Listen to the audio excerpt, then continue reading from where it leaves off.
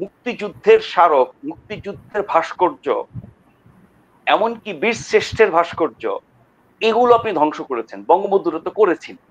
এবং বহু জায়গায় আমরা জানি গত 10 মাসে যারা বাংলাদেশের জন্মের ইতিহাস রচনা করেছেন, যারা বাংলাদেশকে জন্ম দেওয়ার পেছনে দীর্ঘ রাজনৈতিক লড়াই সংগ্রাম এবং মুক্তিযুদ্ধ পরিচালনা করা, মুক্তিযুদ্ধের মাধ্যমে একটি নতুন দেশের অভ্যুদয় ঘটানো, এর সাথে যুক্ত যত ব্যক্তি, যত ঘটনা, যত বিষয়, যত স্মারক, যা কিছু আছে, এগুলো তারা পাইকারি হারে ধ্বংস করেছে গত 10 মাসে। ডক্টর মোহাম্মদ ইউনূস কি এসব ঘটনার কোনোটা থামাতে বলেছেন কাউকে? জনাব নাজমুল আশরাফ, আপনি নিশ্চয়ই, আপনি অনেকদিন পরে পেয়েছি, সেজন্য অনেক ধন্যবাদ জানাচ্ছি যুক্ত হওয়ার জন্য। আপনি নিশ্চয়ই ডক্টর মোহাম্মদ ইউনূসের বক্তব্যটি শুনেছেন, আপনার মূল্যায়নটি জানতে চাই। ধন্যবাদ আপনাকে। সাইফুল আলম চৌধুরী কিন্তু মোটা দাগে চ্যাথাম হাউসের অনুষ্ঠানটি প্রশ্নোত্তর, বিশেষ করে অডিয়েন্সের দিক থেকে প্রশ্নোত্তর এবং অ্যাঙ্কারের প্রশ্নোত্তর, মৌলিক বিষয়গুলো তিনি বলে ফেলেছেন। আমি রিপিট না করে দু একটা পয়েন্টের ব্যাপারে বলবো। 32 নম্বর ভাঙ্গার ব্যাপারে যে প্রশ্নটি তাকে করা হয়েছিল, তিনি কিন্তু সেই উত্তর দেন নাই। যেটা সাইফুল আলম চৌধুরী বললেন যে এড়িয়ে গেছেন না, উনি অসত্য বলেছেন। মিথ্যাচার বললে খারাপ দেখা যায় রাষ্ট্রপ্রধান, সরকার প্রধান থেকে। ইতিপূর্বে আমরা বিভিন্ন দেশে ওনাকে এরকম প্রশ্ন নিতে দেখেছি, উত্তর দিতে দেখেছি। কিন্তু আমরা যারা বাংলাদেশে গণমাধ্যমে কাজ করি, আমাদের দুর্ভাগ্য, গত 10 মাসে একদিন আমরা ডক্টর মোহাম্মদ ইউনূস, আন্তর্জাতিক মানের একজন মানুষ, যিনি নিজেকে আন্তর্জাতিক মাঠের খেলোয়াড় বলেন, সেই মানুষটা দেশের গণমাধ্যমকে একবারও সংবাদ সম্মেলন করে প্রশ্ন করার সুযোগ দিলেন না। কিন্তু বাইরে গেলে তিনি এই সুযোগ দেন। বিশেষ সাক্ষাৎকার বাংলাদেশে দিয়েছেন কয়েকজন সম্পাদককে, এরকম সাক্ষাৎকার তিনি দেশের বাইরে আরো বেশি দিয়েছেন। কিন্তু এরকম বিশেষ সাক্ষাৎকার বা কোনো পত্রিকা বা টেলিভিশনকে সাক্ষাৎকারের তার বাইরেও নানান অনুষ্ঠানে তিনি বিভিন্ন মানুষের, সাধারণ মানুষের বা দর্শকদের প্রশ্নের জবাব দেন, অনেকটা সংবাদ সম্মেলনের মতো করে। বাংলাদেশে তিনি 10 মাসে এই কাজটা করেন নাই। এমনকি এর আগে তিনি যখন প্রধান উপদেষ্টা হন নাই, তখন তার ব্যাপারে সমালোচনা ছিল যে তিনি বিদেশি গণমাধ্যমকে শুধু সাক্ষাৎকার দেন, বাংলাদেশে কোনো গণমাধ্যমকে তিনি গুরুত্ব দেন না, পোছেন না এক কথায় বলতে গেলে। এবং এই ধারাটি তিনি অব্যাহত রেখেছেন। তো নিন্দুকেরা বলে যে তার একটা বিদেশ প্রীতি আছে। এই বিদেশ প্রীতি দু রকমের, বিদেশ সফর করার মাধ্যমে বিদেশ প্রীতি, আর হচ্ছে বিদেশি গণমাধ্যম, বিদেশি সাংবাদিক, বিদেশি অতিথি, বিদেশি মানুষ, তাদের প্রতি তার একটা বিশেষ ভালোবাসা, দরদ বা আকর্ষণ আছে। সেটি বাংলাদেশের সরকার প্রধান হওয়ার পরও এই চর্চা ওনার অব্যাহত আছে। এটি যেমন আমরা যারা গণমাধ্যম কর্মী হিসেবে কাজ করি, আমাদের জন্য দুঃখজনক, কিছু কিছু ক্ষেত্রে মনে হয় যে অপমানজনক। আর দেশের বাইরে গিয়ে তিনি দেশের কথা বলতে বেশি স্বাচ্ছন্দ্য বোধ করেন। তিনি 10 মাসে 10 বার বিদেশ সফর করেছেন। এই ইউকের সফর সহ এটা 11 নাম্বার সফর। এই 11টি সফরেই তিনি একই রকমের চর্চা করেছেন। এবার ইংল্যান্ডে গিয়েও সেটি কাজই করছেন। কিন্তু এই সফর সহ তার প্রায় সব সফরই একরকম ব্যক্তিগত সফর। কোনো না কোনো অনুষ্ঠানে ওনার দাওয়াত, কারো না কারোর সাথে ওনার সাক্ষাৎ, কোনো ডিগ্রি বা কোনো আপনার পদক বা কিছু একটা সম্মানসূচক কিছু পাওয়ার জন্য যাওয়া, এরকম। কিন্তু প্রত্যেকটা সফরকে যেভাবে চিত্রায়িত করা হয় সরকারিভাবে, প্রেস উইং এর মাধ্যমে এবং তার নিজের মাধ্যমেও, তাতে মনে হয় যে এগুলো অতি গুরুত্বপূর্ণ রাষ্ট্রীয় সফর। তা কিন্তু না। এখন যেগুলো তার ব্যক্তি, এরকম সফর কিন্তু উনি আগেও করতেন, প্রধান উপদেষ্টা হওয়ার পর সারা বছরই করতেন। ওনাকে তো দেশে পাওয়া যেত না, বিদেশে থাকতেন বেশি। ফলে ওরকম আন্তর্জাতিক একজন ব্যক্তিত্ব, সারা বিশ্বের সাথে তার যা যোগাযোগ, বিভিন্ন দেশের সরকার প্রধান, রাষ্ট্রপ্রধান থেকে শুরু করে আপনার কি বলে নোবেল বিজয়ী, এরকম বহু মানুষের সাথে তার ব্যক্তিগত সম্পর্ক থাকার কারণে বিভিন্ন দেশের বিভিন্ন প্রতিষ্ঠান, বিভিন্ন আপনার কর্মসূচি, বিভিন্ন ধরনের উপলক্ষে তিনি বিদেশ সফর করেন এবং সেসব জায়গায় তিনি যেসব তৎপরতা চালাতেন, এখনো সেরকম চালাচ্ছেন। আগেরটা তার ব্যক্তিগত উদ্যোগে হতো, হয়তো যারা আয়োজক ছিলেন তাদের খরচে অথবা নিজ খরচে, এখন হচ্ছে সরকারি খরচে। তো সরকারি খরচে এসব ব্যক্তিগত সফরের জন্য তিনি কি জবাবদিহি করবেন? কারণ জবাবদিহি করার সুযোগ তো বাংলাদেশে উনি কাউকে দেন নাই, কাউকে সে প্রশ্ন করার সুযোগই উনি দেন না। এখন আসি চ্যাথাম হাউসের সেই সংলাপে। সেখানে ৩২ নম্বরের ব্যাপারে তাকে স্পষ্ট প্রশ্ন করা হয়েছিল যে আপনার টানা দুদিন ধরে এই মব ভায়োলেন্স এর মাধ্যমে ঐতিহাসিক একটি বাড়ি ভাঙচুর করা হলো, সিটি কর্পোরেশনের বুলডোজার নিয়ে গিয়ে সেখানে তার প্রশাসন, তার সরকার নীরব ছিল। তার উত্তরে তিনি বলেছেন এত বড় অভ্যুত্থান হয়েছে, পুলিশের সাহস ছিল না, তাদের মনোবল ছিল না, রাস্তায় নামলে উল্টা যারা এই সন্ত্রাসের শিকার হয়েছেন এই অভ্যুত্থানের সময় তারা এসে পুলিশকে চ্যালেঞ্জ করতো, তুমি কে, আমার লোক মেরেছে, আমার ইত্যাদি ইত্যাদি, এই জন্য তারা পারে নাই। কিন্তু আমরা জানি যে 5 থেকে 8ই অগস্ট এই 3 দিন দেশে পুলিশ, সরকার, প্রশাসন কোনো কিছু ছিল না, এবং সেটা দায়িত্ব ডক্টর ইউনূসের সরকারের না। তখন অনেক কিছু ঘটেছে, সেগুলো কতটা থামানো যেত, কারণ তখন পুলিশ ছিল না, আমাদের সেনাবাহিনী ছিল। অনেক ক্ষেত্রে আমরা দেখেছি সেনাবাহিনীর উপস্থিতিতেই ওইসব সন্ত্রাসী কার্যক্রম হয়েছে। তারা সেগুলো থামান নাই, বা থামাতে যান নাই, বা থামাতে পারেন নাই। 3 ক্যাটাগরিতে আপনি ফেলতে পারেন। কিন্তু 8 তারিখ থেকে তিনি যখন দায়িত্ব নিলেন, সরকার গঠন করলেন, এবং পুলিশ পুরোপুরি সক্রিয় হতে সময় লেগেছে, ভালো কথা। সেনাবাহিনী তো মাঠে ছিল, এবং সেনাবাহিনীর সদস্যরা 32 নম্বরে ভাঙচুর করার সময় তারা সেখানে গিয়েছিল। তাদের উদ্দেশ্যে বাজে মন্তব্য করা হয়েছে যারা ভাঙচুর করেছে, সন্ত্রাসীরা, এবং পুলিশও গেছিল। এক পর্যায়ে পুলিশ, সেনাবাহিনী সবই সেখান থেকে চলে এসেছে। কেন তারা স্পটে গেল, কেন চলে আসলো, এটার উত্তর তো সরকার কখনো দেয় নাই। আমরা জানি বা বুঝি বা আন্দাজ করতে পারি তাদের উপরে কোনো হুকুম ছিল না, আদেশ ছিল না যে তোমরা এই ভাঙচুর থামাও, তোমরা এই মব ভায়োলেন্টদেরকে বিরত রাখো এই কাজ থেকে।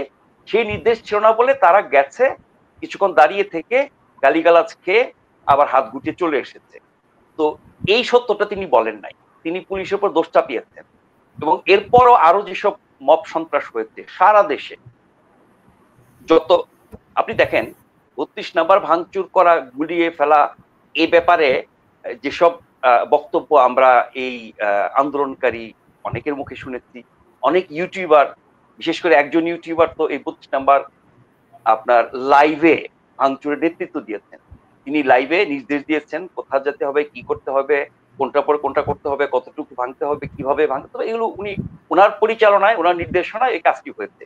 তো সেই ইউটিউবার ও আবার এইসবের যখন ব্যাখ্যা দেন যে কেন ৩২ নাম্বার ভাঙতে হবে, গুলি দিতে হবে, কেন ইতিহাস ধ্বংস করতে হবে, সেই বয়ান থেকে শুরু করে এই গত 10 মাসে সারা দেশে মুক্তিযুদ্ধের যত স্মারক, মুক্তিযুদ্ধের যত ভাস্কর্য, শেখ হাসিনা গত 16 বছর দুর্নীতি, অপকর্ম, দুঃশাসন, প্রহসনের নির্বাচন, আরো অনেক অপকর্ম করেছেন। তার জন্য শেখ হাসিনা এবং তার সরকার এবং তার যে নেতৃত্বে যে আওয়ামী লীগ, তাদের প্রত্যেককে আপনি সর্বোচ্চ শাস্তি দেন, কেউই আপত্তি করবে না। কিন্তু শেখ হাসিনা বা তার দল বা সরকারের অপরাধের জন্য ইতিহাসের যারা নায়ক মহানায়ক, তাদেরকে আপনি অপমান করবেন, তাদের বিরুদ্ধে উচ্চারণা করবেন, তাদের অস্তিত্ব ধ্বংস করে দেওয়ার চেষ্টা করবেন, এবং মুক্তিযুদ্ধের স্মারক, মুক্তিযুদ্ধের ভাস্কর্য, এমনকি বীর শ্রেষ্ঠের ভাস্কর্য, এগুলো আপনি ধ্বংস করেছেন, বঙ্গবন্ধুরা তো করেছেন।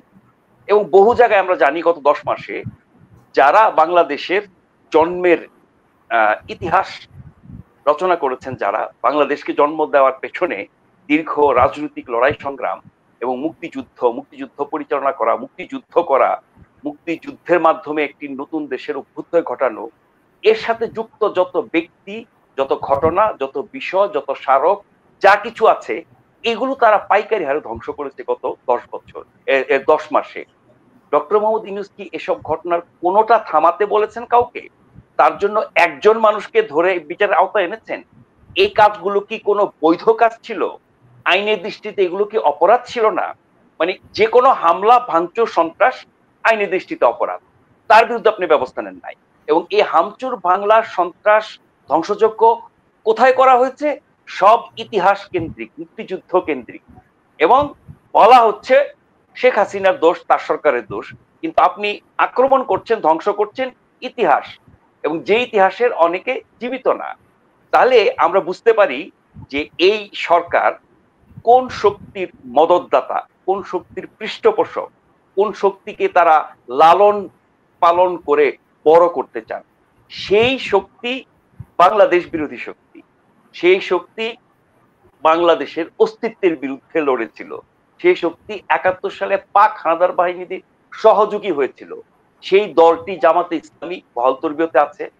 ৭১ জামাতে ইসলামীর যে অপরাধ, বাংলাদেশের ৫৪ বছরের ইতিহাস, আরো কয়েক হাজার বছর ইতিহাসের পরও কোন একটি রাজনৈতিক দলের বিরুদ্ধে এত বড় অপরাধ হওয়ার বা এত বড় অপরাধ করার কোনো সুযোগ নাই। একটা দল ফ্যাসিবাদ কায়েম করতে পারে, একটা দল স্বৈরাচার কায়েম করতে পারে, একটা দল দুর্নীতি করতে পারে, গুম খুন হত্যা রাহাজানি যা যা কিছু আছে সবকিছু করতে পারে। কিন্তু ৭১ যে অপরাধ একটি দল, আরো কিছু ছোটখাটো দল আছে মুসলিম লীগের মতো, কিন্তু আমি জামাতে ইসলামী যেহেতু বড় দল, তারা এখনো টিকে আছে সদর্বে, এবং এই অভ্যুত্থানের পরে মনে হচ্ছে যে তারাই যেন বাংলাদেশের ফেরেশতাদের দল হয়ে গেছে। ৭১ তাদের এত বড় অপকর্মের জন্য এই পর্যন্ত এই অভ্যুত্থানকারীরা, এই তথাকথিত বিপ্লবীরা, এই ইউটিউবাররা, এই সরকার, এই সরকারের যারা মানে সমর্থক, তারা কিন্তু কখনো বলে না। আপনি দেখবেন জামাতে ইসলামী, তারপর হচ্ছে এনসিপি, আরো কিছু উগ্র ধর্মান্ধ দল বা গোষ্ঠী আছে, তারা কিন্তু সবসময় একাকার।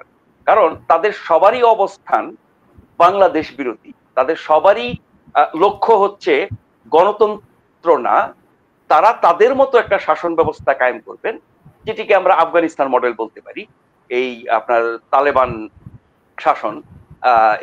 এরকম রাজনৈতিক শক্তি যারা, এদেরকে এই সরকার সবচেয়ে বেশি গুরুত্ব দেয়। তাদের ব্যাপারে মানে একরকম চুপ থাকে তাদের অপরাধের ব্যাপারে, এবং তাদের পরামর্শকে সবার আগে ধার্য করে। কিভাবে? এই যে নির্বাচন নিয়ে এতদিন ধরে আপনার তর্ক বিতর্ক হচ্ছে, বিএনপি সহ 50-এর বেশি দল ডিসেম্বরের মধ্যে নির্বাচন চায়। কারা চায় না? জামাত ইসলামী, এনসিপি, ইসলামী আন্দোলন এবং আরো কিছু আপনার ধর্মভিত্তিক দল, যাদের সারা জীবনে একটি আসন জেতার রেকর্ড নাই। তাদের ভোটের সংখ্যা কত সেটাও আমরা জানি না, কখনো যেহেতু পাশ করে নাই বলে আমরা বলতে পারবো না তাদের ভোটের সংখ্যা কত। জামাত ইসলামী বিএনপির কাঁধে ভর করে বেশ কিছু সিট পেয়েছিল একবার, এরপরে যখন তারা একা হয়ে গেল, সেই সিটের সংখ্যা কত কমে এসেছে সেটা আমরা জানি। ইসলামী আন্দোলন, তাদের সিট পাওয়ার ইতিহাস নাই। এনসিপি জন্মেছে, এখনো দল হিসেবে পুরোপুরি তৈরি হয় নাই, পরিপুষ্ট হয় নাই, নিবন্ধন পায় নাই, তাদের জনসমর্থন এখনো যাচাই করা হয় নাই। তারা অভ্যুত্থানের শক্তি হিসেবে নিশ্চয়ই অনেক গুরুত্বপূর্ণ, কিন্তু আপনি যখন গণতন্ত্র মানবেন, গণতন্ত্রে বিশ্বাস করবেন, সাধারণ মানুষের ক্ষমতায়নে বিশ্বাস করবেন, তখন একমাত্র একটি দলের গুরুত্ব যাচাই করার উপায় হচ্ছে তার জনসমর্থন। তো যেহেতু তারা এখনো কোনো নির্বাচনে অংশ নেয়, পরে তাদের জনসমর্থনটা বুঝতে পারি না। এখন তারা যেটা বলে, ভাবে, দাবি করে, সেটি হচ্ছে 5ই অগাস্ট পর্যন্ত যে অভ্যুত্থান হয়েছে আপনার 36 দিনের, ওই সময় তারা নেতৃত্বে ছিল, মানে এই দলের লোকজন নেতৃত্ব ছিল, যাদের কেউ কেউ সরকারে এখন আছেন, তাদের নেতৃত্বে একটি গণ অভ্যুত্থান হয়েছে, ছাত্র জনতার গণ অভ্যুত্থান বলি। সেই গণ অভ্যুত্থানে আপামর দল, মানে আওয়ামী লীগ এবং তার সহযোগীরা ছাড়া বাকি সকল দল সেই অভ্যুত্থানে ছিল, এমনকি অনেক নির্দলীয় মানুষ সেই অভ্যুত্থানে ছিল। এক একজনের এক এক কারণ ছিল। রাজনীতি দলগুলো এক ধরনের কারণে তার বিরুদ্ধে আন্দোলন করেছে, অন্যান্য শ্রেণী পেশার মানুষ কোনো না কোনো ভাবে তারা বঞ্চিত হয়েছে, ক্ষতিগ্রস্ত হয়েছে, ক্ষুব্ধ হয়েছে, বা এই শাসন ব্যবস্থায় তারা অতিষ্ঠ হয়েছে, সেই কারণে তারা সবাই মাঠে নেমেছে। ফলে 5ই অগাস্ট পর্যন্ত তাদের পেছনে যত মানুষ ছিল, সবাইকে তারা তাদের মানুষ মনে করেছে, তাদের সমর্থক মনে করেছে। কিন্তু সবাই যে তাদের সাথে একত্রিত হয়েছিল একটি উদ্দেশ্যকে সামনে রেখে, ওই সরকারের পতন ঘটাতে। যখন পতন ঘটে গেল, তখন প্রত্যেকে যার যার জায়গায় ফেরত গেছে, দলগুলো যার জায়গায় ফেরত গেছে, বিভিন্ন শ্রেণী পেশার মানুষ যার যার কাছে ফেরত গেছে। জীবনে কোনোদিন যারা রাস্তায় নামে নাই, তারাও সেদিন রাস্তায় নেমেছিল, তারা আর কোনোদিন হয়তো রাস্তাও নামবে না, ওরকম পরিস্থিতি না হলে তারা তার আপন আপন কাজে ফেরত গেছে। ফলে এই মুহূর্তে আপনি দেখবেন, গত 6 মাসের যদি বিভিন্ন কর্মসূচি দেখেন, এনসিপির শক্তি তখনই আমরা একটু দেখি যখন শিবির, জামাত তাদের সাথে যুক্ত হয়। যখন তারা এককভাবে কোনো প্রোগ্রাম করে, তখন আমরা দেখি তাদের শক্তি কতটা কম। ফলে জনসমর্থনের একটা প্রমাণ লক্ষণ কিন্তু এখানে আমরা দেখি। তো সেই দলটির কথায় ডক্টর ইউনূস সাহেব চলেন, তাদেরকে সর্বোচ্চ গুরুত্ব দেন, তাদেরকে মাথায় তুলে রাখেন, আন্ডা বাচ্চাদেরকে নিয়ে মন্ত্রিত্ব দিয়েছেন, এখনো 2 জন আছে, তারা মন্ত্রীর মানে পদে বসে, যেটি যেটি এখন উপদেষ্টা, মানে উপদেষ্টা বা সরকারের গুরুত্বপূর্ণ পদে বসে তারা যেসব কথা বলেন, যেসব স্টেটাস দেন, এগুলো যে তাদের জন্য সঠিক না, এবং এগুলো করাটা যে সরকারকেই আসলে একরকম প্রশ্নবিদ্ধ করা হয়, সেটি তারা বোঝেন না, তাদের অভিজ্ঞতা নাই, তারা বাচ্চা মানুষ, পোলাপান। কিন্তু অন্য যারা উপদেষ্টা আছেন, যারা অনেক বয়োবৃদ্ধ, অভিজ্ঞ, রাজনীতিতে না হোক, যার যার পেশায়, এবং ডক্টর ইউনূস সরকার প্রধান, কখনোই তাদেরকে ওইসব কাজ থেকে বিরত করতে আমরা দেখি নাই। কারণ এই ছেলেপেলেরা তাকে ক্ষমতায় বসিয়েছে, তার ক্ষমতার উৎস, এবং তাকে ক্ষমতায় টিকিয়ে রেখেছে। এটা তিনি বিশ্বাস করেন বলে এনসিপিতে যারা আছেন বা উপদেষ্টা হিসেবে যারা আছেন, এদের ব্যাপারে তিনি কখনোই মুখ খোলেন না, তাদের বিরুদ্ধে কোনো ব্যবস্থা নেন না, দুর্নীতির অভিযোগ উঠলেও কোনো কিছু বলেন না। ফলে এই এনসিপি এবং এনসিপির সবচেয়ে আদর্শিকভাবে কাছাকাছি দল হচ্ছে জামাতে ইসলামী। এবং আপনি দেখবেন এনসিপি আওয়ামী লীগ এবং তার সহযোগী দলদের তো ধোলাই করবে, এটা স্বাভাবিক। বিএনপির মতো দল, যারা 16 বছর টানা নিগৃহীত হয়েছে বিগত সরকারের আমলে, এবং যারা এই অভ্যুত্থানের সবচেয়ে বড় মানে কি বলবো অংশীদার, যদি জনবলের দিক থেকে বলেন, ওই অভ্যুত্থানে অংশগ্রহণকারী হিসেবে বলেন, এবং নানান ক্ষেত্রে পরিকল্পনার ক্ষেত্রেও তাদের যথেষ্ট ভূমিকা ছিল। তাদের যিনি ভারপ্রাপ্ত চেয়ারম্যান তারেক রহমান, তার সাথে এই অভ্যুত্থানকারী ছাত্র নেতারা, তারা বিভিন্ন সময় সাক্ষাৎকারে বলেছে যে তাদের সাথে তারেক রহমান সাহেবের কথা হতো, মানে তার সাথে পরামর্শ করতেন, তার পরামর্শ নিতেন। সোজা কথা, বিএনপি এবং তার ভারপ্রাপ্ত নেতা ওই অভ্যুত্থানে অনেক বড় একটা ভূমিকা রেখেছে।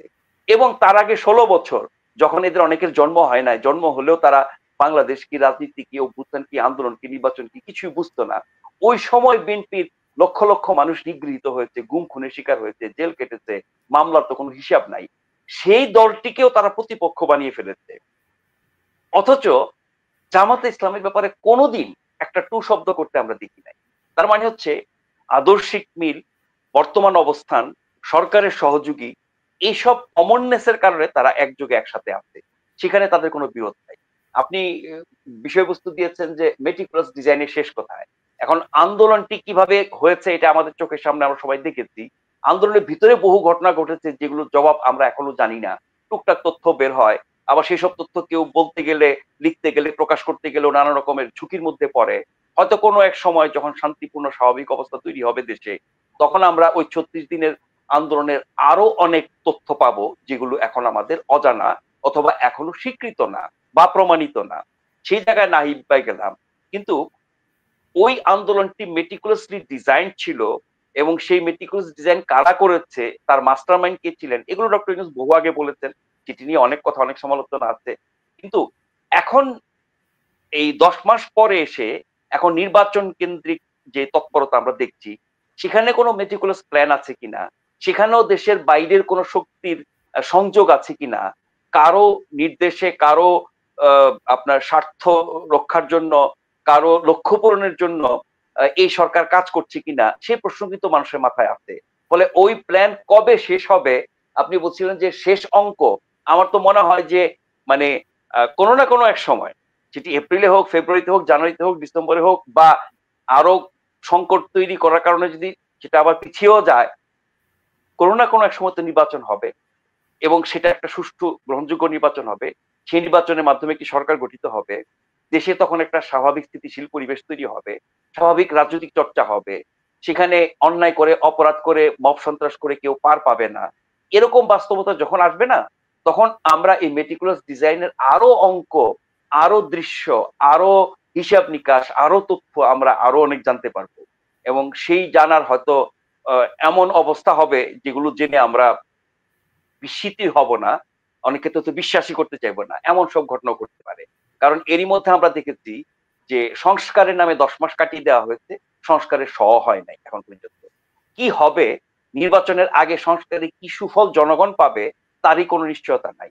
জুলাই সনদের কথা বলা হচ্ছে, এখন সবাই একমত হয়ে ওটাতে সই করলে তো ওই সনদ তৈরি হবে এবং সেটি ঘোষণা করা হবে। তার মধ্যে অঙ্গীকার থাকবে, তার মধ্যে সংস্কার থাকবে, কোন সংস্কার নির্বাচনের আগে হবে, কোনগুলো পরে হবে, কোনগুলো আগামী সংসদে সে করবে, সংবিধান সংশোধন সম্পর্কিত কোনগুলো, সেগুলোর ব্যাপারে ঐক্যমত হবে কিনা। আমরা যে 10 মাস ধরে এই চেষ্টা দেখলাম, গত 3.5 মাস টানা বৈঠকের পর বৈঠক হলো, আবার দ্বিতীয় দফা বৈঠক শুরু হয়েছে, এখন পর্যন্ত কিন্তু যেগুলো নিয়ে বিরোধ রাজনৈতিক দলগুলোর মধ্যে, মোটা দাগে বললে বিএনপির সাথে জামাত বা এনসিপির বা সরকারের। সরকারের মানে কি, সংস্কার কমিশনগুলো যে সংস্কার প্রস্তাব তৈরি করেছে, তারাই তো এই সংস্কারগুলো নিয়ে দলগুলোর সাথে আলোচনা করছে। এখন সরকারের তৈরি করা সংস্কার কমিশনের প্রস্তাব এবং জামাতে ইসলামী এবং এনসিপির প্রস্তাব প্রায় একই রকম। তার মানে সরকার যেটা করছে এটা জামাত এবং এনসিপি মেনে নিচ্ছে, বা আরো কিছু ছোটখাটো দল, এগুলো উল্লেখ করার মতো না। বিপরীতে আপনার এই বিএনপি এবং আরো যারা মাঠের ছোট বড় দল ছিল, বামপন্থী দল, মধ্যপন্থী দল, এই যে নুরুর দল, গণ অধিকার পরিষদ, আমরা জানি যে এই দলটি কিভাবে নির্যাতিত হয়েছে গত সরকারের আমলে, এবং এই অভ্যুত্থানে তাদের কত বড় ভূমিকা ছিল, এবং তরুণ নেতৃত্বের সবচেয়ে বড় উদাহরণ হিসেবে কিন্তু আমরা সাম্প্রতিককালে দেখেছি এই নুরুল হক নুরুর দল। তো সেই দল সহ আরো অনেকগুলো ছোট দল হতে পারে, কিন্তু আন্দোলনে তাদের ভূমিকা, রাজনীতিতে তাদের ভূমিকা এবং জাতীয় রাজনীতিতে ওইসব দলের নেতাদের যে অবস্থান, তাদের যে কন্ট্রিবিউশন, সেটি অনেক বড় দলের চেয়েও বেশি। কারণ তারা জনসমর্থন কম পেতে পারেন, তাদের রাজনৈতিক মানটা কিন্তু অনেক বড় দলের চেয়ে উন্নত। ফলে ওইসব বামপন্থী দলগুলো, মধ্যপন্থী দলগুলো সহ বিএনপির যে অবস্থান, সেই অবস্থানের সাথে যেই আপনার সরকার, এনসিপি এবং জামাতের সংস্কার প্রস্তাবের মিল হচ্ছে না, সেগুলোর মিল হওয়ার কোনো সুযোগও আমি দেখছি না। কারণ ওই জায়গাগুলোতে বিএনপি যেমন অনর, অন্যদিকে জামাত এনসিপি অনর, বিশেষ করে এনসিপি। এনসিপি যেহেতু শক্তিশালী দল, সরকার পেছনে আছে, তারা কথায় কথায় হুমকি দিতে পারে, আন্দোলন করতে পারে, ঘেরাও করতে পারে, বঙ্গভবন থেকে শুরু করে, হাইকোর্ট থেকে শুরু করে, যমুনা থেকে শুরু করে সবকিছু তারা ঘেরাও করে তাদের দাবি আদায় করে ফেলতে পারে। ফলে যখন বিএনপি বা বিএনপির সহযোগী অন্য যে দলগুলো আছে, তারা ওইসব মৌলিক সংস্কারের বিষয়ে একমত হয়ে জুলাই সনদে স্বাক্ষর করতে চাইবে না, তখন তাহারা আবার রাস্তায় মব সৃষ্টি করিয়া সরকারকে বাধ্য করিবে কিনা, বা কি পরিস্থিতি তৈরি করবে, তার ফলে জুলাই সনদের ভাগ্য কি হবে। আর তারা তো বলছে জুলাই সনদ ঘোষণা এবং বাস্তবায়ন, মানে সনদে তো অনেক কিছুই থাকবে, আমরা বুঝছি। সংস্কার প্রস্তাবের বিষয় থাকবে, অভ্যুত্থানের বিষয় থাকবে, ইতিহাসের অনেক কিছু থাকবে, অনেক অঙ্গীকার থাকবে, আগামী সংসদ, আগামী সরকার, আগামী রাষ্ট্র ব্যবস্থার উপরে অনেক কিছু থাকবে। এই সবকিছুর ব্যাপারে বিএনপি তাদের কথা সুরসুর করে মেনে নেবে? বিএনপি তার রাজনীতি, তার দলীয় অবস্থান থেকে তার মতো করেই তো বলবে। তো এখন এনসিপি যদি ধরি 2, বিএনপি 100, জামাত যদি হয় 3, বিএনপি 200। তো এখন আপনি 100-কে 2-3-এর কাছে নিয়ে যাবেন, না 2-3-কে 100-র কাছে নিয়ে আসবেন? তো এখন অবস্থা দৃষ্টি মনে হচ্ছে যে এনসিপি, সরকার, জামাত, তাদের অবস্থান যত ছোটই হোক না কেন, যেহেতু ক্ষমতা এবং কর্তৃত্ব এখন তাদের হাতে, তাদের কাছে কি বিএনপিকে যেতে হবে? আমরা জানি না বিএনপি কতটুকু যাবে। ফলে জুলাই সনদ হওয়া এবং সেটা বাস্তবায়ন হওয়া, তারপরে নির্বাচন হওয়া, এই কথাটি এনসিপি এতদিন বলে আসছিল। যখন ডক্টর ইউনূস ঘোষণা দিয়ে ফেলেন এপ্রিলে, এখন বলছে ঠিক আছে, এপ্রিল তারা স্বাগত জানায়, কিন্তু তার আগে জুলাই সনদ আপনার ঘোষণা এবং বাস্তবায়ন করতে হবে। এই ঘোষণার আগে তো ঐক্যমত্য প্রতিষ্ঠিত হতে হবে। সে ঐক্যমত্য বিএনপির সাথে দলগুলোর কতটা হবে, সে ঐক্যমত্য নিয়ে আবার নতুন সংকট তৈরি হবে কিনা, তার অজুহাত দিয়ে এখন যে ঘোষণা দেওয়া হচ্ছে এপ্রিল, সেটাকে আরো পেছানো হবে কিনা আমরা জানি না। তবে আশার কথা হচ্ছে আপনার শুক্রবার ডক্টর মোহাম্মদ ইউনূস বিএনপির ভারপ্রাপ্ত চেয়ারম্যান তারেক রহমান সাহেবের সাথে যে বৈঠকটি করবেন, সেখানে অনেক কিছুর ফয়সালা হতে পারে বলে অনেক আশাবাদ তৈরি হচ্ছে। বাংলাদেশের মানুষ সেটা নিয়ে কথা বলছে, আলোচনা করছে, বিশেষজ্ঞরা বলছেন, বিশ্লেষকরা বলছেন, রাজনীতিবিদরা বলছেন, এমনকি বিএনপি মহাসচিব অনেক ইতিবাচক কথা বলছেন। কিন্তু আমি জানি না কতটা ইতিবাচক সিদ্ধান্ত সেখানে হবে। ডক্টর ইউনূস, আমি হাইপোথেটিক্যালি স্পিকিং, ডক্টর ইউনূস এবং জনাব তারেক রহমান যদি অনেক বিষয়ে একমত হয়েও যায়, দেশে ফেরার পরে যদি উনার এনসিপি সেগুলো না মানে, তাহলে কি ডক্টর ইউনূস বিএনপির সাথে এই সমঝোতা করতে পারবেন? সে আশঙ্কা কিন্তু থেকেই যায়।